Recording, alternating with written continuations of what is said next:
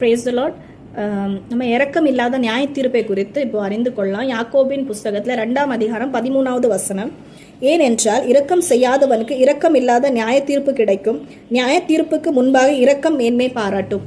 இதில் எப்படிப்பட்ட இரக்கத்தை ஏசப்பா இங்கே எதிர்பார்த்து சொல்கிறாங்க அப்படின்னு சொல்லி நம்ம அறியலாம். தொடர்ந்து நம்ம 15-16வது வசனத்தை படிச்சோன்னா, ஒரு சகோதரனாவது சகோதரியாவது வஸ்திரம் இல்லாமலும் அனுதின ஆகாரம் இல்லாமலும் இருக்கும்போது உங்களில் ஒருவன் அவர்களை நோக்கி, நீங்கள் சமாதானத்தோടെ போங்கள், குளிர் காய்ந்து பசியாற்றுங்கள் என்று சொல்லியும் சரீரத்துக்கு வேண்டியவைகளை அவர்களுக்கு கொடாவிட்டால் பிரயோஜனம் என்ன? கிரியை இல்லாத விசுவாசம். இப்போ நம்ம ஜெபிக்கிறோம், அவங்களுக்கு நம்ம உதவி செய்ய திராணி இருக்கும்போது நம்ம யார் யாருக்கு செய்யணும் அவங்களுக்கு செய்யாமல் இருக்கும்போது அது ஒரு பாவமாக இருக்கும். அது என்ன ஆகும்னு நமக்கு நியாய தீர்ப்பில் அது நம்ம விதைக்கிற மாதிரி இருக்கும். இந்த வசனத்தில் நம்ம அது புரிஞ்சு கொள்ள முடியும். ஆண்டவரும் மத்தியில் 9ஆம் அதிகாரத்தில் எழுதப்பட்டிருக்கு, நான் பலி அல்ல இரக்கத்தை விரும்புகிறேன் அப்படின்னு, அது கற்றுக்கோங்க அப்படின்னு சொல்லி ஆண்டவர் சொல்கிறாங்க. இனி அதை ஆழமாக நம்ம புரிஞ்சுக்கணும் அப்படின்னா லூக்காவில் 16ஆம் அதிகாரம் 19லேருந்து 31 வரைக்கும் வாசிக்கும் போது இங்கே ஒரு ஐஸ்வர்யம் உள்ள ஒரு மனுஷன், அங்கே அது மனுஷனை பற்றியும் லாசுரு என்னும் ஒரு பேர் கொண்ட ஒரு தரித்திரனை பற்றி எழுதப்பட்டிருக்குது.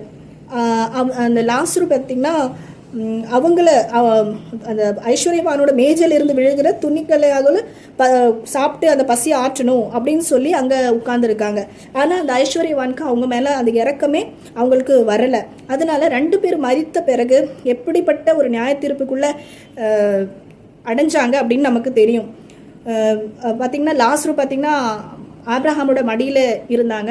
ஆனால் ஐஸ்வர்யவானுக்கு அங்கே வேதனைப்படுகிறது நம்ம பார்க்க முடியும். அங்கே அவங்களுக்கு இறக்கமே கிடைக்கல. ஏன்னா அவங்க அந்த பூமியில் அந்த இறக்கத்தை அவங்க காட்டாததுனால அந்த நியாய தீர்ப்பில் அவங்களுக்கு இறக்கம் இல்லாத நியாய தீர்ப்பு அவங்களுக்கு கிடைச்சிது. அவங்க சொல்லுவாங்க, என்ன சொல்லுவாங்க அப்படின்னா 24 சொல்லுவாங்க, அப்பொழுது அவன் தகப்பனாகி ஆபிரகாமே, நீ எனக்கு இறங்கி லாசரு தன் விரலில் நுனியே தண்ணீரில் தோய்ந்து என் நாவை குளிர பண்ணும்படி அவனை அனுப்ப வேண்டும். அதில் நீங்கள் கவனிக்கும் போது நீர் எனக்கு இறங்கி அப்படின்னு சொல்லப்பட்டிருக்குது. ஆனால் அங்கே அந்த இறக்கத்தை அவங்க பெற்றுக்கொள்ள மாட்டாங்க. அவங்களுக்கு அந்த இறக்கம் அங்கே கிடைக்காது. அப்போது நமக்கு கிடைக்க ஆப்பர்ச்சுனிட்டி எப்போ நமக்கு அந்த சந்தர்ப்பம் கிடைக்குது அப்போ யூஸ் பண்ணலன்னா அந்த இறக்கமற்ற நியாய தீர்ப்பு நமக்கு இருக்கும்.